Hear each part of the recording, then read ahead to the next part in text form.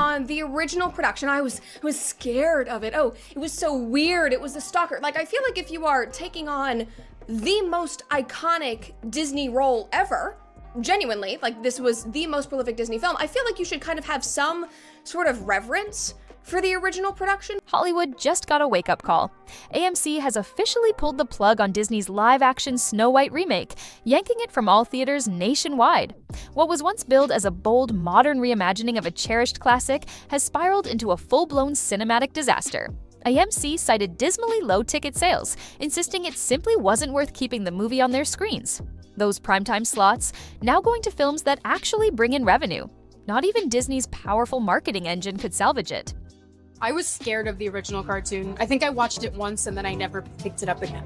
I watched it for the first time in probably 17 years. From the get-go, the movie was knee-deep in controversy, beset by behind-the-scenes tension, an uneasy press tour, and Rachel Zegler's now infamous live TV meltdown. Despite the star power of Gal Gadot and Disney's global footprint, the film failed to spark enthusiasm among critics and audiences alike. Industry insiders are now looking to assign blame, whether it's Disney's obsession with modernizing every beloved tale, Zegler's polarizing public persona, or the growing gulf between what fans genuinely want and what big studios think they want. But AMC's decision wasn't just about protecting its bottom line. Nothing has brought me greater joy than watching the Walt Disney Company absolutely panic over the last few weeks. They're mad at South Park because they're making fun of their woke ideologies, constantly race swapping or religion swapping everything in their movies. It was a loud, unmistakable statement that not even Disney is invincible when a project misses the mark. Joe Rogan joined the conversation on his podcast, calling the entire debacle a shift in cultural tides. He tore into Disney's crisis management and claimed Zegler's unfiltered remarks transformed a standard PR tour into an unstoppable PR catastrophe. That dramatic outburst, captured on live television no less, didn't merely stall the film's momentum. It made the wave of backlash impossible to ignore. With AMC walking away, there's no denying it. This storybook saga has crashed, and the ending is nothing like a happily ever after.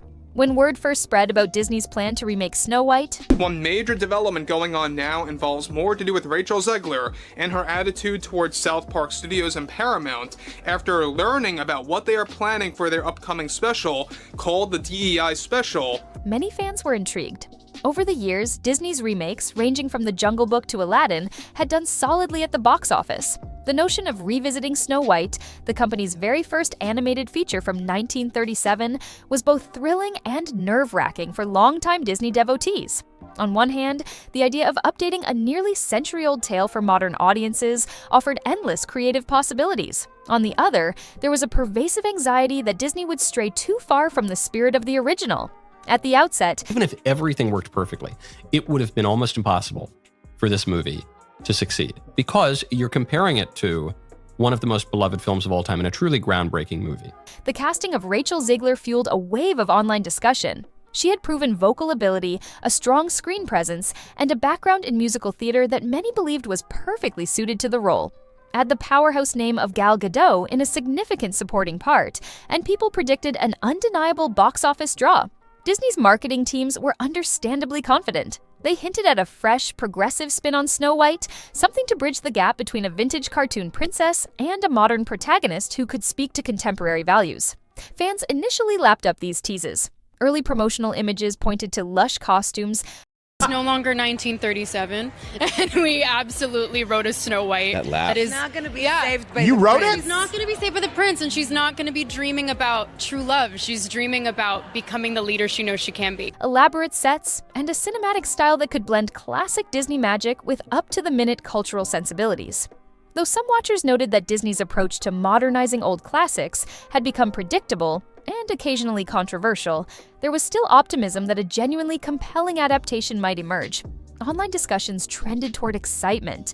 People debated what modern might really mean in terms of storyline changes. You don't particularly see people who, look like me or are me playing roles like that. So it was definitely, when it got announced, White! He wasn't a stalker, by the way. Thing that was like trending on Twitter for days because all of the people were angry. Would the dwarfs remain dwarfs? Would the prince still play a pivotal role? Would Snow White sing the iconic tunes that longtime fans recognized? The chatter stoked curiosity, and tickets for early showtimes sold at a steady clip. until hints of trouble began to surface. Within weeks of the first trailer hitting social media, rumors began swirling about tensions behind the scenes.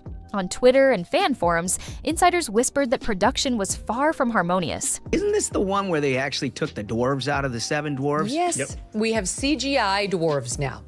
Okay, yeah, because little people didn't need jobs either. It's Peter Dinklage wanted the whole field to himself. Went out there and was like, this is insulting, unless it's me.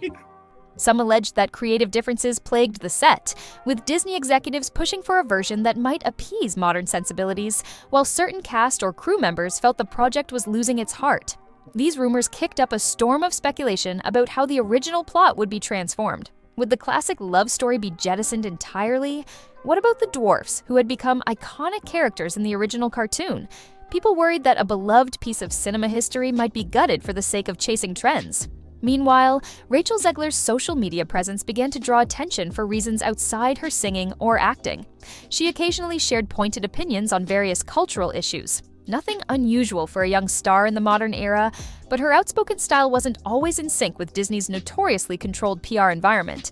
Fans watched as her tweets and comments started appearing in think pieces and gossip columns, painting a portrait of a rising talent who wasn't afraid to speak her mind, even if it clashed with a carefully managed corporate narrative. Some corners of the internet even suggested that Zegler's personal views might alienate segments of Disney's family-centric audience. It's really not about the love story at all, which is really, really wonderful. And whether or not she finds love along the way is anybody's guess until 2024. All of Andrew's scenes could get cut. Who knows? Others applauded her boldness, praising the fact she wouldn't let her voice be stifled just because she'd landed a major role in a beloved franchise. But with each new rumor, it became more evident that the production was entering choppy waters. As the release date loomed, Disney typically would have shifted into high gear with a massive promotional push. The company scheduled interviews, daytime show appearances, and a variety of carefully curated social media campaigns. The goal was the usual one: paint the film in the best possible light, stoke curiosity, and remind everyone that Disney was about to reintroduce a timeless fairy tale with a fresh angle. But from the very beginning, the press tour didn't go as planned. Whispers circulated that Rachel Zegler clashed with Disney's PR reps. She had a habit of veering off script, offering personal commentary on everything from social inequality to behind-the-scenes tidbits that were supposed to remain confidential. While some appreciated her candor, Disney's tight-lipped machine bristled at the unpredictability. Gal Gadot, typically poised and diplomatic. The thing that really shocks me about this story, Disney and all these media companies, they invest hundreds of millions of dollars into these projects, right? Kept a much lower profile during these events. She offered standard, "We're excited to bring this to fans" lines, rarely deviating into anything that might spark controversy. Insiders speculated that she was trying to distance herself from any drama. This gave the impression that the two leads weren't entirely on the same page when it came to promotional strategy, and fans began picking up on the disconnect in interviews. Despite these hiccups, Disney kept pushing. They banked on the film's iconic brand recognition to carry it through. Ads showcased the film's lavish visuals, Rachel Zegler's vocals, and a modern, empowered heroine. Yet behind the polished facade, industry observers noted an undercurrent of concern. Was the studio overcompensating for negative buzz? Could they really capture the classic magic while retooling so many elements? And, more urgently, could they keep their outspoken star from generating more controversy? The final straw, it turned out, would come from a single live television appearance, one that had been intended to reassure fans, but ended up doing the exact opposite.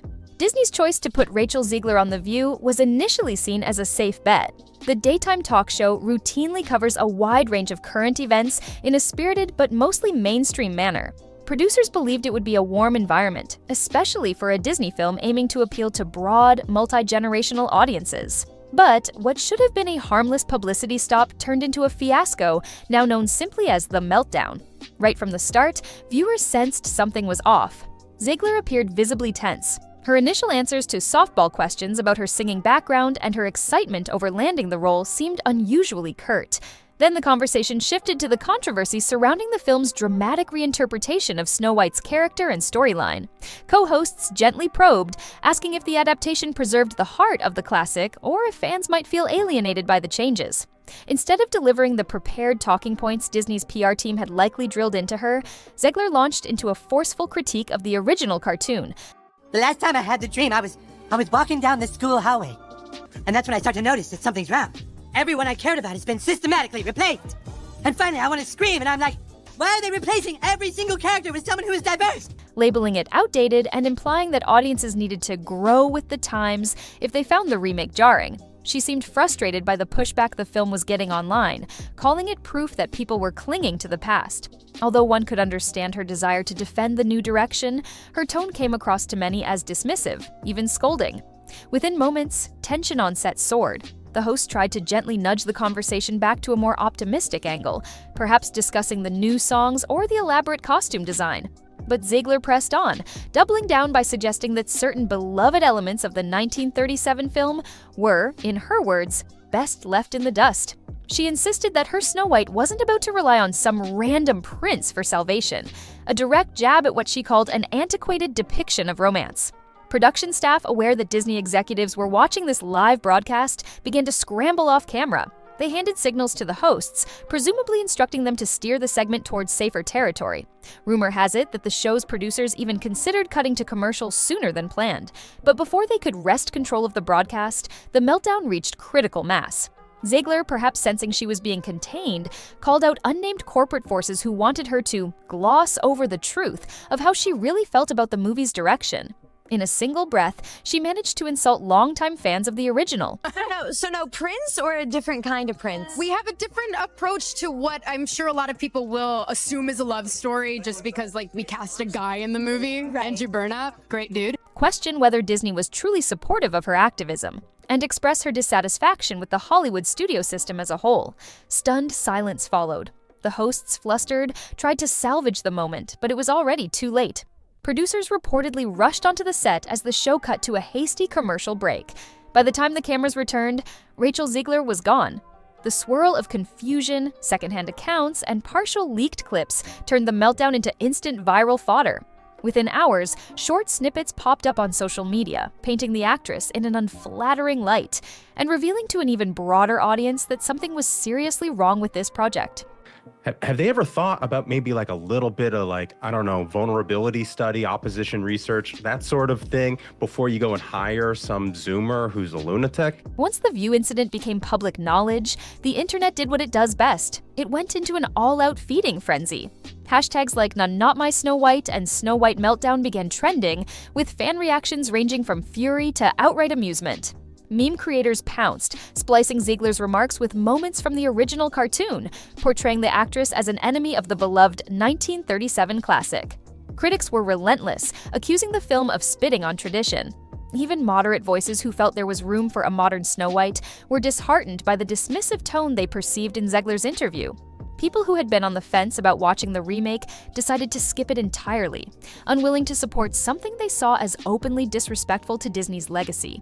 In parallel, rumors swirled about how the meltdown affected the film's internal dynamic. Some claimed that Gal Gadot was livid behind the scenes, especially because any positive press she generated for her own role was overshadowed by Zegler's outburst. Others suggested that tension between the two co-stars was exaggerated, that Gadot was simply staying out of the fray to protect her own reputation. Regardless, the storyline quickly became, Rachel Zegler's meltdown sinks Snow White before it can even get off the ground. With every new wave of social media discussion, interest in the actual content of the movie, its plot, musical numbers, comedic moments, fell by the wayside. Instead, the meltdown overshadowed all else. Every new piece of promotional material Disney released was met with skeptical laughter or harsh critiques. The more the studio tried to pivot the conversation, the more it reminded people of the fiasco. Within this tempest, Joe Rogan weighed in on his podcast, describing how a single live appearance could torpedo an entire production's momentum.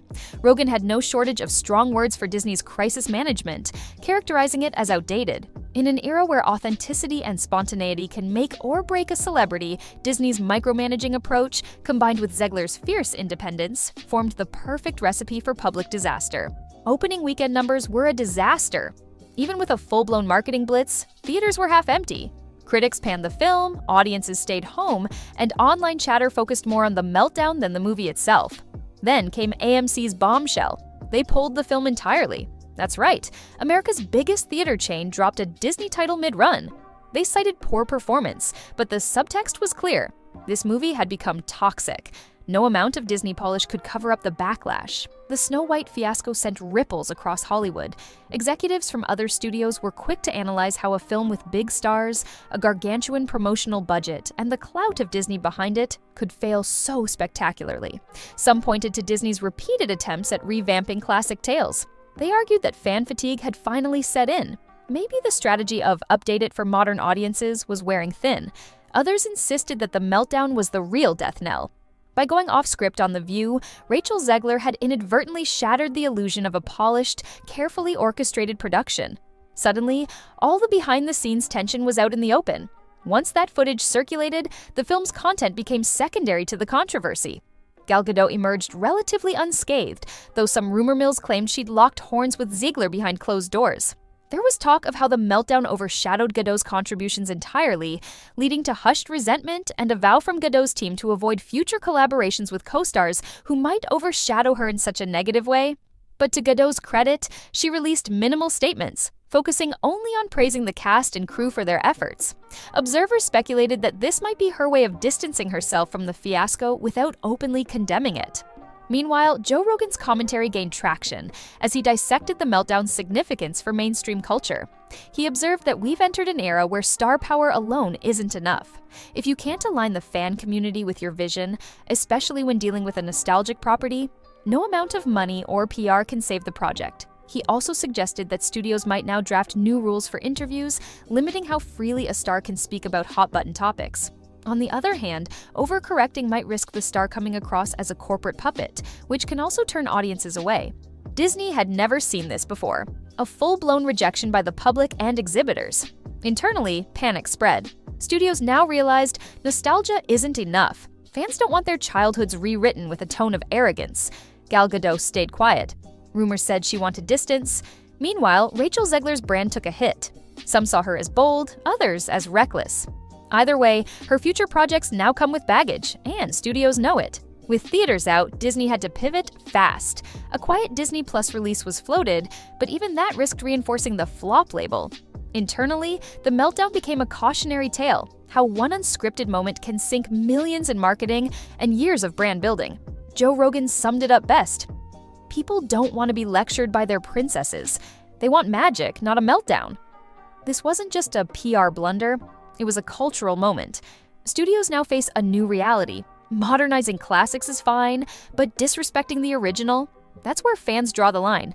And if the lead star mocks the very thing people love, even billion-dollar brands like Disney can get burned. Snow White was supposed to be Disney's next crown jewel.